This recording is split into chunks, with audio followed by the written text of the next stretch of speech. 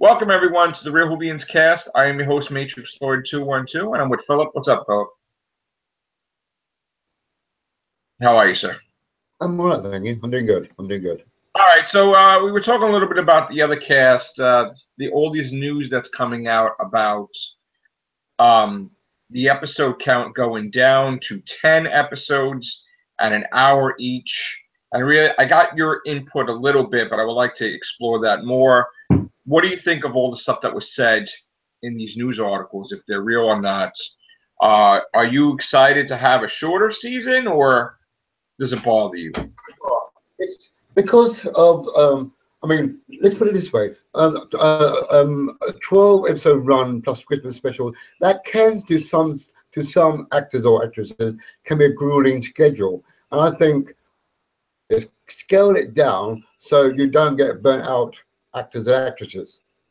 So scaling it down to like 10, as you said, 10 episodes, an hourly one. It also helps condense stories a bit more, make it tighter, a tighter run.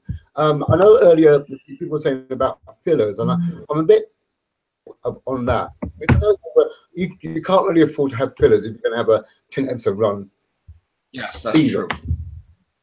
No so, fillers, yeah. So it will be a tighter ship, and Jodie, it will be a lot more easier on her as she plays her doctor. So how long do you think it's going to take for them to film 10 episodes rather than the 13 plus a Christmas or 12 plus a Christmas? I mean, you think it's still going to be 10 months or no? You know what? I reckon it'll just be it'll be the same kind of length that we have anyway when we have the 13 or 12 episode. It's just about that it'll be a bit more streamlined, a lot more put into it, play with. You obviously because of the shorter episodes to build or make. Right. So you're going to get a lot more. I'm just assuming you're going to get a lot more quality and a tighter writing script. Yeah. Okay. Now, what about the style of it? Is it going to be a show that's going to reinvent?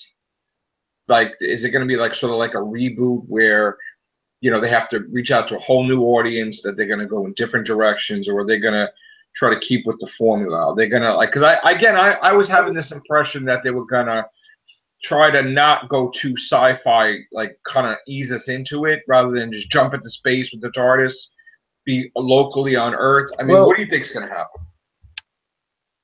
I personally, for me, I think people have got a wider scope of how Doctor Who should be.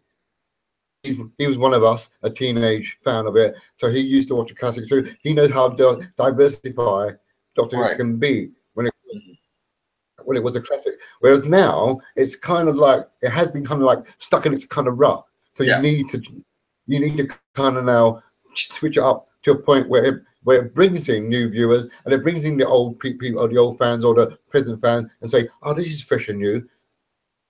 So that's basically what you need to do, a lick of paint. So hopefully you can do that. Whether it be a broadsheet style kind of vibe to it, that's down to how he writes Doctor Who. We don't know. We had him write Torchwood episodes, but that's not what you necessarily call Doctor Who. That's a totally different genre altogether. Right. So what was the Doctor Who episode he wrote before? 42 was it? 42. 42. He did Dinosaurs on a Spaceship. Yeah. He did the Power 3, right? Yeah. So all you have to do really then is look at those and try and work out how he's gonna structure his 10 episode run. What do you think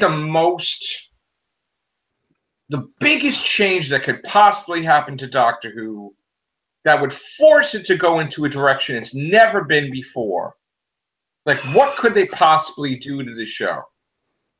I have a suggestion, but it's kind of really crazy out there. I had, and this is going to be, people going to be like, what? What if we have the first episode where she just gets, you know, into the episode regularly, and from an element that starts in the beginning of the episode, she underestimates the threats, and at the end of the episode, the Earth is completely destroyed, and she finds out that she can't change anything because it's a fixed point. So she kind of like just travels into space like lost, like so not lost as in she don't know where she's going, but she doesn't know what to do because she can't go to Gallifrey because Gallifrey's done, Earth is done. Where the hell does she go? What the hell does she do? And it turns out to be a plot throughout the whole season on how she could try to figure out how to undo a fixed point. By doing that, Joe, you're sending out a message. Well, not you personally, but your hypothesis is sending out a message that this doctor, because she's now female, fucks things up. That's the message you're sending out. Here's the thing: the show shouldn't be political. I'm not trying to say because she's a female she makes a mistake. Maybe she had nothing to do with the mistake. Maybe the mistake had to do with something happens while she's away from Earth necessarily, like. Or somebody else, and she cannot, whatever way you could have it, where, just picture this. All right, say you're able to do it where it's not her fault at all, right? And the Earth is destroyed and it's a fixed point, and it's a new fixed point, a new fixed point, and she cannot save it. How would the show be, being that now there's no Gallifrey, or she can't go to Gallifrey, she can't go to Earth, so she has technically no place that she could call home or even remotely home. Where the hell would she go first? And I think that would be telling, because we would get to see the side of the Doctor that we never did before. If you take Earth out of the equation, if you take Gallifrey out of the equation, is there some type of history we don't know about of some adventures that she had somewhere else that comes into view now, where she goes to a solar system where there's a whole bunch of planets, maybe there's a different type of threats, and she's there for a whole season or two, and at the end of this big storyline, she gets to either restore the Earth, or the Earth was never really destroyed in the first place, but it makes her believe that it is, and then basically then it goes back to norm. Oh, so you're sort of like reiterating the Doctor. I want to do like a fish out of water. I want to do a thing where no Earth, no Gallifrey. You have the TARDIS. It could be no familiarity. It could be no Daleks. You know, it could be no Cybermen. You could introduce them later on. But then she asks, where would she go? Would she just be completely destroyed, upset? Would she go to some place that she's familiar with that we're not familiar with? Is there a place that the Time Lords went that we don't know about? Is there this thing that, they went to some area of space? Did she go to East space? Did she go, it would be a thing where, yes, the budget would be bigger because you would have to do alien worlds, but, and she would have to have alien companions. So, take the Doctor out of Earth for a minute, or 2 seasons, or a season. Try to reset it that way. And then have the glory that she's able to save the Earth. And she brings with her companions that are alien. Totally alien. And now she has, let's say, a bounty hunter bodyguard. She has another woman alien, something. And she has, like, say, 3 different companions that will definitely be noticed on Earth, but she needs to return. Earth is restored, and she needs to go there. And then, how does UNIT interact with aliens, with the Doctor? And what kind of threat is the universe have now? Maybe there's a new galactic threat that doesn't even care about the Daleks or the Cybermen or anybody. And I don't want the villains to be heroes either. I don't want them to keep turning all the villain races into heroes, because it looks like everybody's a damn hero. What do you think? It's you're right. That is a far out summarizing what you would like to see. Some of those elements could be used to a certain degree. I mean, as you said, she could now be the universal wanderer with no real home now, and just go around fighting a good fight out in the universe rather than being stuck on Earth doing that. Right. So wide scope for her. And alien companions, yeah, why not? Alien companions, because then you can utilize an alien companion's skill to help fight the good fight. Right. I mean, to solve everything all the time. I mean, I'd be open to her encountering Earthlings, but colonized on other planets where, like, they find out that the Earth is destroyed, or different things, you know, to do with that. Or, I mean, yes, the timeline will change for the future, but I would be open to her encountering humans in space, you know. Yeah. But I just, or maybe it would be that the Earth isn't destroyed in 2017. Maybe the Earth is destroyed in like 2200 or whatever, so that way you could have a little window, and then maybe she just, you know, sort of like Ark in Space, where she's like hanging out with this group, sort of like Unit in space. Refugees. Yeah. Yeah, refugees in space. But it has been done over and over, finding a human colonization. But I mean more of an expanded, not an episode, like a season, where it would be a weird thing of, and maybe even the companion is an Earthling, and then she finds out a homeworld is destroyed, and she sort of can't abandon the doctor, but she can't, and it's not the doctor's fault, but she can't. She's stuck with the doctor. The doctor has to take care of her because she has no Earth. It's gone or something. Yeah. So I would want to see a sort of a reversal of him stuck on Earth, where she's stuck in space because there's no Earth. You know, that she can't have any downtime. Right. What about the idea that we'll also probably have new Sonic, and the TARDIS itself will be reconstructed once again? I mean, I'm always the one to believe that when you have a new Doctor, you have a new Sonic Screwdriver, you have a new TARDIS console, you have a new shade of blue, a new outside, and, you know, exterior, interior. I sort of just want, I'm like a lot of people, I want to have a huge TARDIS inside, like a Paul McGann or something similar to what Capaldi has, but I like the rotor going up and down. Rather than that spinning top thing. You're right. I do. I mean, I could listen. I would compromise where I would have the rotor going up and down with the spinning thing at the same time. That's too busy for me. I like to centralize. Yeah, I know, but I mean, I just want the rotor to go up and down. I want to see more rooms in the TARDIS. I want the TARDIS to be established a little bit, where you get to see a few rooms. I mean, there's no reason to hide it. Build the sets so you could use them in future episodes. You know, and then maybe, you know, the TARDIS could educate the new companion about different console rooms. Like maybe you could have him use different console rooms, like the Fourth Doctor used different console rooms. You know, that's down to money and, you know, building those sort of sets. That's minor stuff. What about? I mean, yeah. What about if Chibnall decides, that this Doctor is the chameleon circuit, so every other episode the TARDIS changes his outer shell? I mean, the problem with that is that, you know, everybody has a symbol, everybody has a landmark, or something that you could recognize Doctor Who with, and everybody recognized Doctor Who with the TARDIS, with the police box. You start changing that, and then if you change that, you could change everything, and I don't want that to start. I mean, but at the same time, Joe, you're teaching people who don't know about the chameleon circuit the fact that the TARDIS did have the ability to do that. So if you do that for a couple of episodes, you can do that. Goes, I mean, you could do that like the Colin Baker episode where he fixed the chameleon circuit and he turned into a piano, he turns this.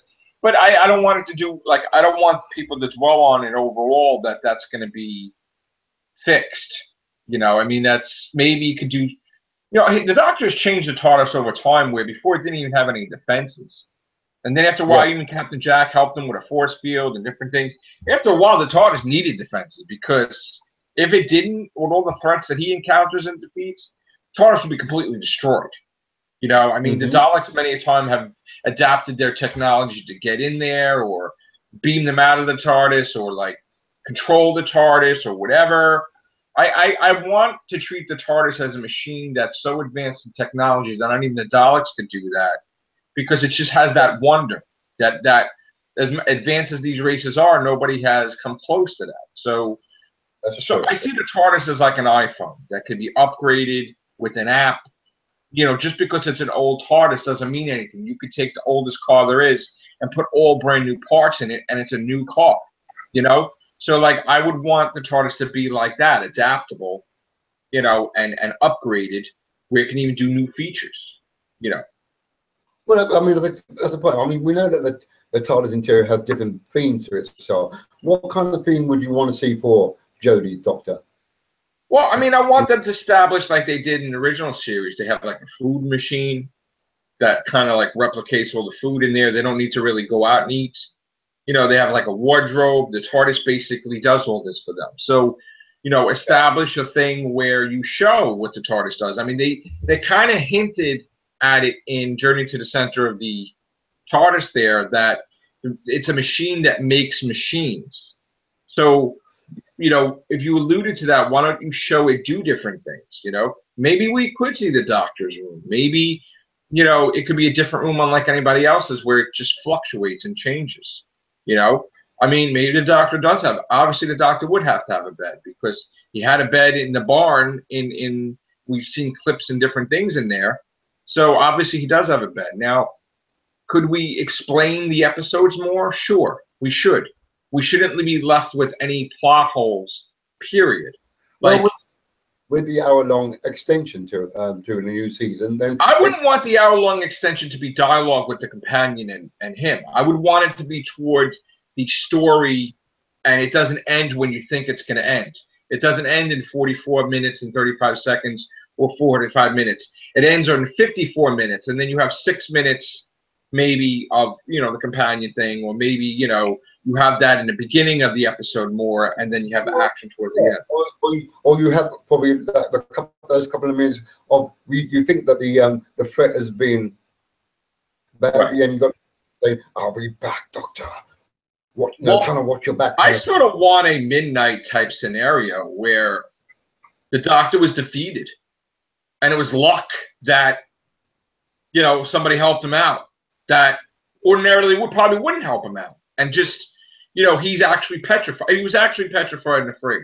I mean, when he was hugging down a Noble, he's like, you know, I just got schooled, like maybe for like the first few times in my life, and I'm never going there again. It's like maybe the Doctor has a new fear, like he used to be afraid of spiders. Maybe that planet where Midnight was, that he does not want to go there, like he's afraid, you know, and maybe it's something that he needs to conquer his fear, you know.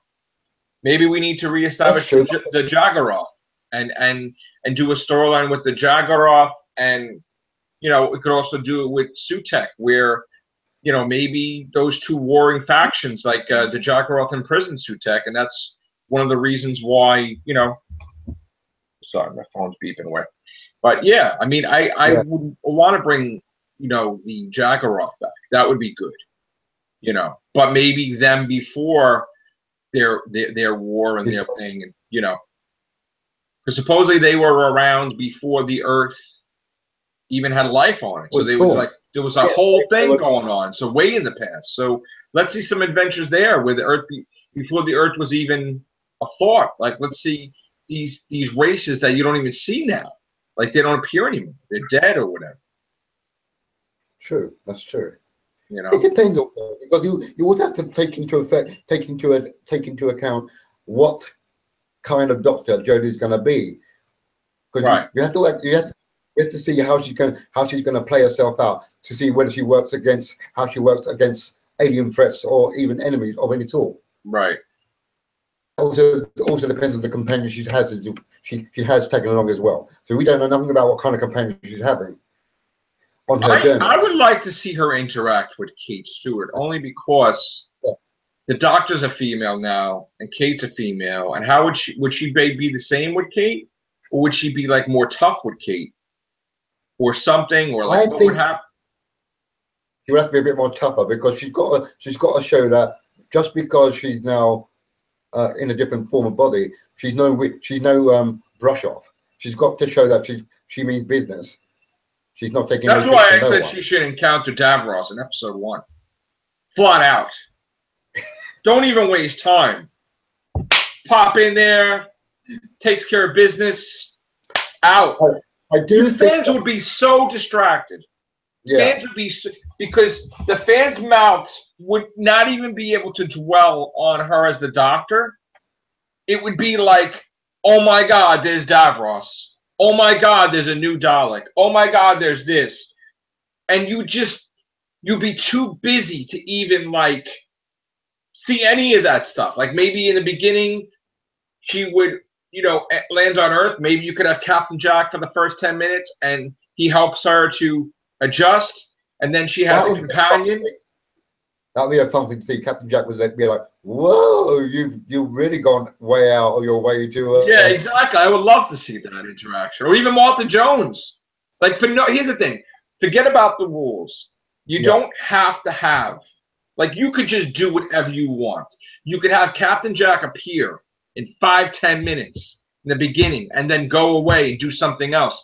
You could have Martha Jones pop in. You could have different members of UNIT. You could have Kate Stewart. She could land in UNIT's headquarters and pop out of there dressed as Capaldi, and Kate Stewart has to help her or something, or Osgood. And just because you need some type of familiarity when she's getting into, like, you know, that whole scene of what am I going to wear, this, that, you know, maybe the regeneration thing's going wrong like it usually does with him, her, whatever. So maybe you need some type of familiarity like they did with River Song appearing in Matt Smith's episode in 4. So that's why I'm quite happy that they would do hour-long one, because obviously for her starter, we're going to have a period, say 15-20 minute period where she's adjusting to her new self, getting a new kit sorted out, and then going off on an adventure.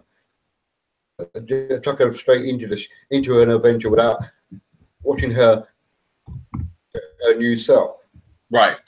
Maybe they could even do something unthinkable. Maybe they could even do something crazy where she's so warped after the regeneration, she bumps into Madame Corvarian, and she don't really remember her, and she's like, "Come in the TARDIS," and like, "What?" You know, and just like acting weird. Like, "What do you think I should wear?" Like, "What the hell is wrong with you?" You know, like whatever. And she's like, "I'm gonna kill you." She's like, "Yeah, all right, but wait a minute about that. Hold on. First, I gotta pick it up, but then you can kill me. How about that? Because I gotta look my best." You know, and it's like, what? You know.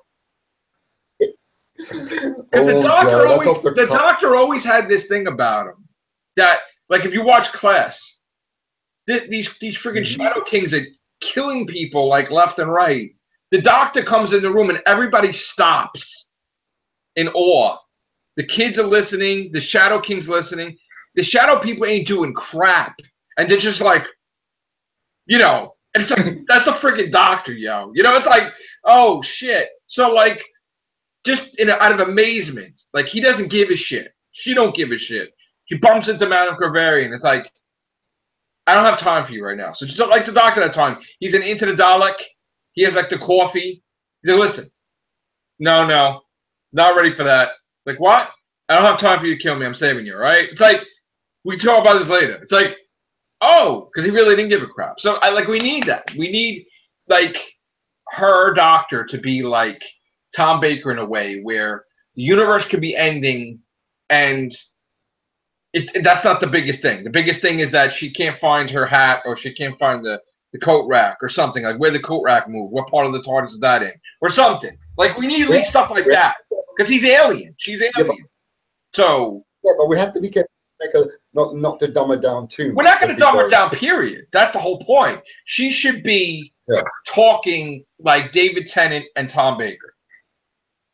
She should be talking at the most intellectual level, but then at the same time act so silly that, you know, and her regeneration, I don't want to hear her regeneration is, you know, like they said with the 6th Doctor, it's unstable, or the 4th Doctor, it's unstable. Whatever. It's stable. That's it. This is her, you know. But I think they should throw the kitchen sink at her episode 1. Because you know what? Everybody's going to judge her. You don't need to judge her after you do something like that, because she just fought Davros episode 1. Who does that? Not really anybody. So let's go. Boom. Right in there. Throw them in there. I think we're gonna be, well, those of us who want to be surprised, we're going to be pleasantly surprised by how she comes across and how she works out. I mean, I'm scared. I'm worried that it might just go zilch down the path. I don't want that to happen. Even though I wasn't a fan of her being the doctor, I would do everything in my power to help her, like to be a great doctor. And my whole thing, like I said, is you need a strong opening. You need something to get them hooked. Like when we had The Magician's Apprentice, that was a perfect example of hooking you in, because you had that jaw-dropping moment that's Davros as a kid. Holy crap, there's all this stuff going on. Next thing you know, you see this guy, Colony Sarf, which, if you think about it, and I didn't talk about this, goes all the way back to Genesis of the Daleks also, because he experimented on animals before he created the Daleks. So it could be that Colony Sarf is one of those experiments that he created before the Daleks. And there's a whole room to explore with the Daleks if you do stories with Davros based on that philosophy, because you could show experiments that he created that he didn't think was good enough, and he dumped them somewhere that turned out to be the biggest threat to some area, like a planet or something. Maybe he was on different planets too when he was creating things, and he just dumped the failed experiments. Sort of like you see a bird fall out of the nest, you know, and the birds fly away, and nobody takes care of that bird unless a human grabs it. They try to feed it, nurse it back to health, and the next thing you know, the thing is strong and takes off. So what if something like that happened? But what if you do that elements where you see behind the scenes with the 13th Doctor, and she deals with fallout from Davros. She deals with Davros head on, and then she also deals with threats that Davros has created, meaning all the stuff that Davros threw out like garbage is actually threats to the universe. Yeah, that could be feasible. That could be feasible. It depends, you know, how much intelligence are in those failed experiments for them to achieve that kind of apotheosis. Yeah. I would also, wouldn't you want to see interaction in space, like that we don't see from the Doctor? Like, what happens? Does the Daleks and the Cybermen always encounter each other? Is it always not necessarily battles? Is it, oh, there they are again? All right, you're gonna go this way, you go that way, or something like? Is there? What about the people that caught in the middle? Like, do we have comedy where, like, maybe there's like, you know, universal like space truckers, like delivering like shit, like instead of delivering to Target, they're delivering to like a Walmart on some planet or something, and it's like this diner in space or some crap, and they're like, oh, they're freaking Daleks again, and the Cybermen, oh, I heard from this person that the Cybermen are going to be in our area next week. Great, you know, just like show different stuff that the universe has to deal with, the other side of the universe that you don't really see the interaction, or maybe a race gets pissed off, like I've been saying, and they just fed up with the Daleks, and let's just go blow them up. And then there's like a war, like you don't even know, like which side are you? Like just something different, because you can't just have the same stuff. You need something unique. But the envelope of Doctor Who itself is not that extensive. Because you've got to stay within a certain. But we can make it extensive. We can make it an open world, like a video game. You could just like make it like a freaking role playing game, but in a way like, but us as the viewer, like there's all this stuff. Like, I mean, we know that the Doctor had went to the festival with the Rings of Akatan a couple of times. He said he brought his granddaughter there, right? And then he went there as the 11th, right? Same thing with Thin Ice, that he was there a couple of times too in that festival, right? Where does the Doctor go? That, you know, what is the Doctor's regular haunts that he visited besides Earth? Let's see stuff like that. But again, you have to throw the kitchen sink at Jodie Whittaker, because the only way she's going to shine is if she shines brighter. And the way to do that is don't be soft with her opening. Throw something big at her to deal with. I mean, we had the Sycorax with David Tennant. Well, all right, the Traxie wasn't my cup of tea for 11th Hour, but throw something at them. They had faith in her, otherwise they wouldn't have chosen her to be the lead. Right. So she's obviously bringing something to the table. So as much as you're saying we should throw something at her to make her be believable as a Doctor, that might be necessarily true, but on her own back, without having to use big stories to make her look wow. But it's, you know what it is? Why wouldn't the first episode be a big story? Why couldn't the first episode be the biggest story? You're bringing a new audience to. You want them to watch your product. You want them to watch your Doctor. You give them a big story for the first one. You don't give them like a light story, because then it'll fall flat. Well, you know, because she's calling out the pram, so to speak, as a new doctor, you've got to either ease us. We have to be eased into who she is and what she's about before you chuck her into the main football pitch. You really think So so? you know, She can handle it. You don't think so? Well, we got to learn about her as a doctor. We can. First. We can learn about her in a crisis. When is the doctor the best? When he's in a crisis, right? True, he's at his best. true. So why don't we throw stuff at her, man? I mean, not saying every episode, but just do it a big, strong beginning. She's like, I'm the doctor, you know. And some people think when I regenerate, they can take advantage of me or something. And then you see her like battling the Daleks. You see her battling the Cybermen. You see her battling the Centaurans in episode 1. Little clips, and she's being humorous, like a narration. Yeah. You know, kicking their ass. And they're like, I mean, that would be pretty cool. I think. I think so. I mean, I can agree. I mean, there's lots to look forward to with her. There's lots, and we've all got our different views of how we want it to be and how we hope it will be. But at the end of the day, if we stick with it and support it and support her in this role, Doctor Who should be okay. And okay, if we are getting these 10 episodes and longer and an hour-long ones at that, it could be all for the better. I think what they should do too is they should have a thing where you think you know the doctor, but you don't. They could do a thing where she encounters, let's say, a bounty hunter. Bounty hunter is this big muscular guy, you know, and he thinks he's got her, and you don't realize that she's super strong. And she picks him up, and she's like, "Oh, I'm still like 20 hours within my regeneration cycle," so she's picking him up in the air like this, like a baby doll. I'm like, oh, because if you remember, that happened with Tom Baker. Tom Baker smashed the cement block within hours of his regeneration cycle, and then when he went to do it again, he couldn't do it because he had that in him, like that, you know, whatever you call it. I do hope that throughout Chibnall's tenure as the head writer and everything, that they don't trivialize regeneration too much. Because I always just thought that regeneration was a special event that happens every once in a blue moon. But then in the past couple of years, we've seen blows here, there, and everywhere throughout, and it kind of lessened the impact of regeneration for me. So I want that cut back.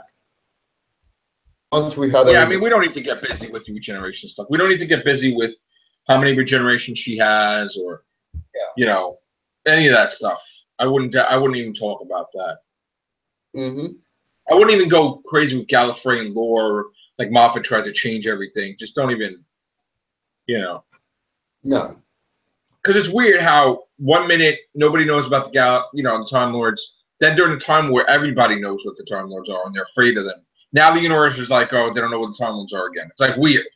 You know, it's like, what? Yeah, their mystique has gone completely. Okay, so why don't you get the race that remembers the Time War? And they're like, oh, screw that.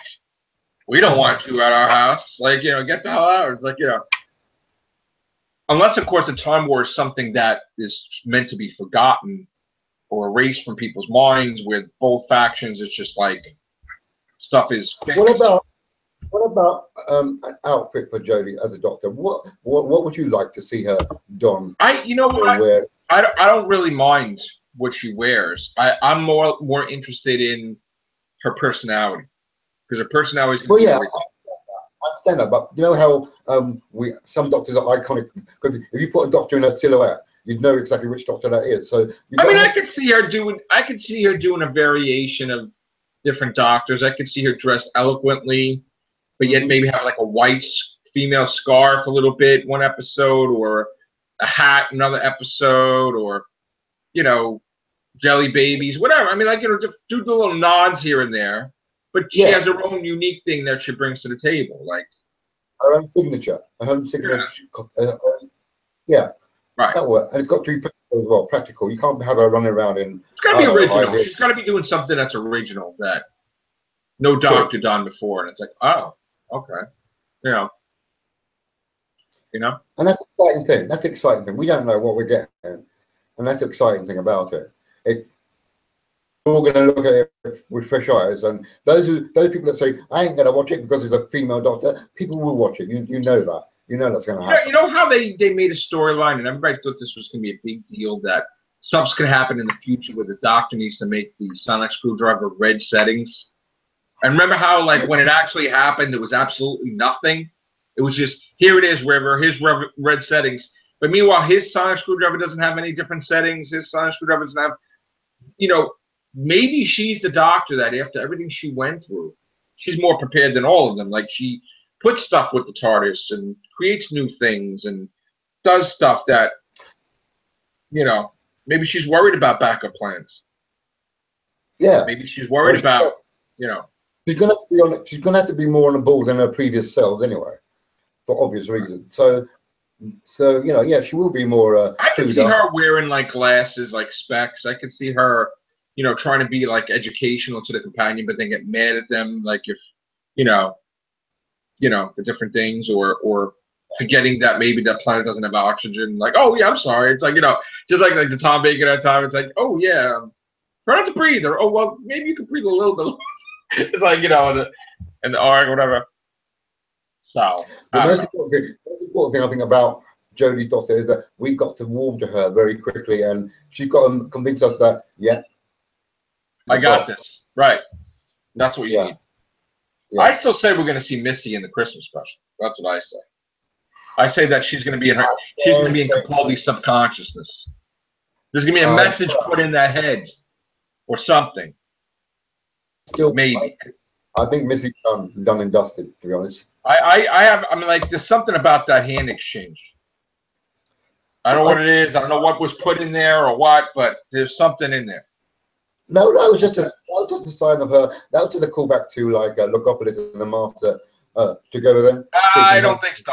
I think, you know, because he did put an imprint in Bill's head about you know, wait for me or whatever. So I think it's like a message in it. Okay. Yeah.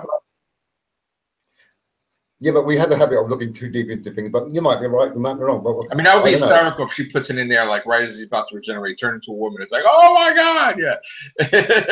He's like, I'm not prepared. Ah, yeah. Nothing. He wouldn't do anything where he's against it, but he would be like something like, I'm not prepared. Ah, yeah, and then boom. Yeah, but you don't want to hand that up too much at the beginning, because people would start being like, oh, you're being misogynistic or sexist just because you want to be. So or she says, like, be a woman, he's like, shut up, and then it's like, oh man. I'm excited though. I am excited about what we're gonna see. Initially, I was like, what the, but you know, but now I've warmed to the idea, and I am looking forward to seeing. I'm looking forward to it too. I mean, too bad we're only gonna see her talk a couple of seconds worth of dialogue, and then wait 10 months. But well, maybe we won't wait 10 months. Maybe if it is 10 episodes. Maybe we'll wait 8 months or 7 months. Well, maybe they'll pop it out, and then we can see it at an earlier time. Yeah, it depends on scheduling and money that they can throw at each episode, and you know what they can do and what they can't do, who's available to do. Maybe they'll release it in July, and we'll get to, you know, June or July. Also remember, if it's true, we got the writers' room, which means that the stories are going to be a lot more cohesive and not so. Flim-flammy. Yeah. So that's a good sign, I hope. So I hope that. Well, we don't even know who the writers are. I know that because there's no news, they will probably after the Christmas. Because right now, nobody's saying anything about Series 11 until Moffat is officially done and out the door, and she's in the picture, and Capaldi's out the door. Like, after Christmas, you're probably not going to have any news until maybe like December 28th. Or December 29th, and they'll throw you like a bone. They'll be like, okay, this one's writing this episode. Right. They'll be looking up the writer and be like, okay, what did they do, and what have they done, and what are they famous for, and what are they not famous for? And then they'll hit us in January with, we found this missing episode. And they'll be like, oh, crap, and we were talking about that. And then they'll be like, we saw them filming over there, and why is the TARDIS like light blue or something? And then we'll be like talking about color schematics. And they'll throw us like little stupid things. Yeah. And hopefully we'll get like one big thing that we think is huge. Like they'll say Daleks, episode 5, and you think it's a Daleks, but it's only like, you know, a couple seconds they appear. You know, so. But I don't think we're gonna get I hope we don't get like blackout period of not seeing anything about anything that's happening for Series 11. We've got to have some type of news. Well, I mean, it's been documented that Chibnall doesn't like to have his stuff leaked out, so he can run a tight ship. But at the same time, as you said, we do need something to keep us interested. Yeah, Broadchurch does not have Facebook pages like Doctor Who does, and Broadchurch doesn't have like magazines like Doctor Who does, and you know, so Doctor Who is a big, huge thing that you need to give them something. Mm-hmm. I mean, you don't have Broadchurch action figures. At least I don't know of. I mean, you know, so I mean, come on. You know? No Broadchurch Confidential, no Broadchurch, you know, talking and nobody like, oh yeah, all right. So whatever. I get you. It just depends on how you want to run the ship. It just depends on how you want to run it. Well, sometimes you got to keep your crewmen happy. You know, you got to make sure they have something. So keep the Whovians happy. Give them something. You know, absolutely. I think. Anyway. What do I know? Only did like over 1,000 casts on subject, but 1,148. Oh, come on. You need a long break. 18 months? Would that do you? No, Matrixlord doesn't need a break. In fact, Matrixlord has been working overtime lately with this whole 100 videos in this whole extended weekend business, which this is video. This is video what, 73? So I got to do what, 28 more videos tonight or something like that? I don't know how that's going to happen. But anyway, I'm sure it will. All right. So being that you just reminded me that I need to do more stuff, I'm going to let you go for now, Mr. Phillip. And I will talk to you soon. Thank you very much. Take care. Bye for now. It's been a blast. It's been a pleasure. Be good. Bye.